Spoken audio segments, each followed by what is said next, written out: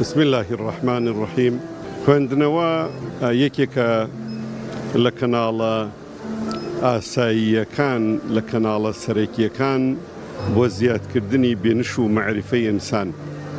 ئینسان ئەگەر نەخوێنێتەوە جێئەمێنێ، ئینسان ئەگەر نەخوێنێتەوە کۆنە بێ، زانیاریەکانی ئەکسپایرە بن. پێویستی بەوە هەیە ئینسان بخوێنێتەوە. خوێندنەوە ئێستا لە ئاستێکەوە بۆ ئاستێک ئەبێ جیاوازی هەبێ. لە ئاستێکا لە تەمەنێکا مرۆڤ ئەخوێنێتەوە لەم پەڕی کتێبەوە بۆ ئەو پەڕ، بەڵام لە تەمەنێکی ترا ئەگاتە ئەوە تەنیها بە هەڵدانەوەی لاپەڕەکان کاتژمێرێکی بەسە بۆ خوێندنەوەی کتێبێکی سەد لاپەڕەیی. ئەوە بەڕاستی ئیتر ئەو معلوماتی کە هەیەی یارمەتی دەری ئەبێ بۆ خێرا خوێندنەوە و بۆ جوان خوێندنەوە.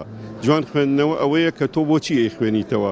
جاری وا هەیە بە هەڵدانەوەی لاپەڕەکان کۆمەڵێ پرسیار لە لای تۆ دروستە بێ، لە دیاریکردنی ئەو شوێنانەی کە ئەتەوێ وەڵامی پرسیارەکان وەرگری ڕێگەت بۆ کوور دەکاتەوە. کەواتە بەڕاستی خوێندنەوە هەم گرنگە چی بخوێنیتەوە، هەم گرنگە چۆنیش بخوێنیتەوە.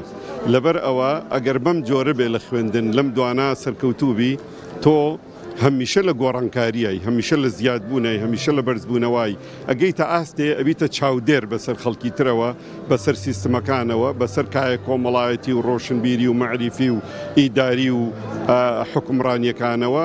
تۆ ئەبیتە مرۆڤێک هەمیشە بتوانی خەڵک ڕاستکەیتەوە، مصلیح بی، نەقاد بی، ڕخنە بگری، شەنوکەو بکەی، ینی بە چاوێکی تر بڕوانیتە شتەکان، لە چاولێگەری بە دوور ئەبی، کە ئەمە بەڕاستی گرنگە خوێنەر بەم شێوازە بخوێنێتەوە. ینا هەر لە کایەکی داخراوە ئەمێنێتەوە. سپاس بۆ خوا، من تا ئێستا نزیکەی 32 بەرهەمم هەیە، بەڵام ئەو بەرهەمەی کە ئێستا لای برانی بەڕێزمە لە خاڵ ئەم کتێبەیە شەحرور لە تەرازوودا.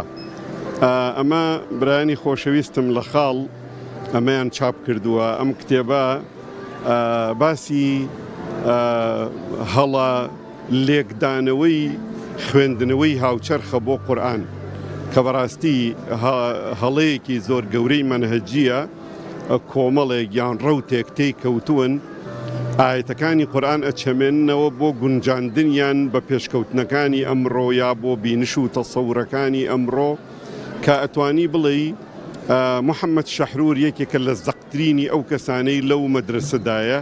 ئێمە لێرە کتێبێکمان نووسیوە، ئەومان بە نمونە وەرگرتووە، شەحرور لە تەرازوودا، کە ئەمە بەڕاستی لێرە هەم میتۆد و مەنهەجی ئەو، هەم زانست و زانیاری ئەو، هەم ڕای زانایان و نووسەران و ڕۆشنبیران دەربارە بە و، هەم 12 هەڵەی زەقی ئەو لە مەنهەجی مامەڵەکردنی لەگەڵ خوێندنەوەی هاوچەرخا بۆ قورئان لێرە شەنوکەومان کردوون، کە ئەمە سپاس بۆخوا پوختەیەکە ئەکرێ لێرە وەکو مەدخەلێک بچیتە ناو ئەم بابەتەوە بۆ ئەوەی مسلمان نەگەزرێ بە ناوی خوێندنەوەی هاوچەرخەوە لی تێک بچێ.